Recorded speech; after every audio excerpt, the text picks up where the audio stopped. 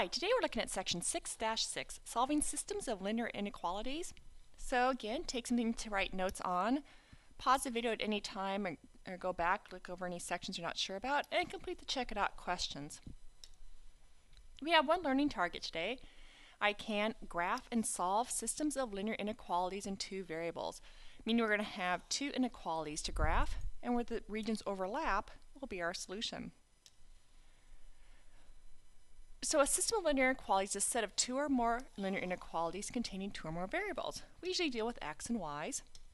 The solutions of a system of linear inequalities, so we're looking for solutions now, are all the ordered pairs that satisfy all of the inequalities in the system. So given an ordered pair, that ordered pair must be a solution or satisfy all the inequalities that are part of the solution. So our first example, we want to tell where the ordered pair is a solution to the given system. So for A, we're given the ordered pair -1, -3. To check this, we substitute in -1 for our x into both of these, and then -3 in for our y, and see if our inequalities hold true. So substituting our values for x and y, the first inequality, -3 is less than or equal to -3 times -1 plus 1. Simplifying, we get -3 is less than 4, and that is true. Our second one, -3 is less than 2 times -1 plus 2. Simplifying, we get -3 is less than 0, and that is also true. So yes, it is a solution to that system. Now let's check out on example B. Again, substitute the values in for x and y and see if the inequality holds true. With B, our first inequality, substituted in 5 for our y, -1 for x. 5 is less than -2 times -1 minus 1.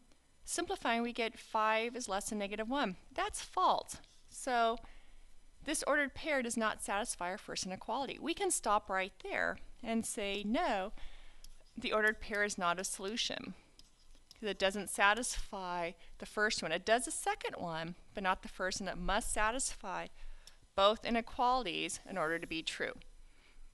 An ordered pair must be a solution of all inequalities of the system. Here you have two check it outs. Good luck bringing questions to class. So now we're going to be looking at systems when we graph them. So in our last lesson we graphed an inequality and had a shade on either side of the boundary line. We're going to be doing the same thing today, but graphing a system, and where the shaded regions overlap is going to be our solution. So let's look at an example here. Graph the system and then give two ordered pairs that are solutions and two that are not. So both of these are already in a form we can graph them. So let's go ahead and graph them and see what we end up with. So we graph the two inequalities. The first one is our pink line. Since it is equal to, it should be a solid line. Let's fix that. So now our first inequality, y is less than or equal to 3, is this pink line. Now we need a shade. This is our boundary line. Less than or equal to 3 means every number under here, so we're going to shade everything down below. That satisfies our first inequality, all those ordered pairs. Now our second inequality, y is greater than -x plus 5. Greater than but not equal to, so we have a dashed line for our boundary line. And we can pick a point. If we pick the point 0, 0, is 0 greater than 5? The answer is no, so that we have to shade everything up on this area. So now our solution to this inequality is going to be where the two regions overlap. So let's go, I'll just go a little darker here for you.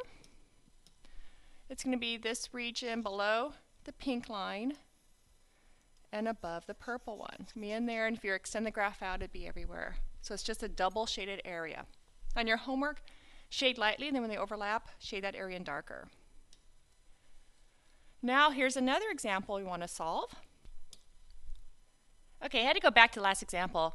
Forgot to give two examples of ordered pairs that are solutions. So solutions mean the ordered pairs lie within the shaded area, the double shaded area. So we have 6, 2. So any of these points in here, we can go 1, 2, 3, 4, 5. Pick the point 6, 2. That's double shaded. Point 4, 3, 1, 2, 3, 4, 1, 2, 3. That's on the y is less than or equal to 3, but it can be y can be 3, so that works. And then ones that are not solutions are points that are not in the double shaded area. So the point 2, 2, 3, it cannot fall on the purple line because it cannot equal that. And the point -1, 4, those points are not in the double shaded area. Now to our second example. We want to graph these. So we need to simplify, put them in a slope-intercept form so we can graph, and then see where they overlap.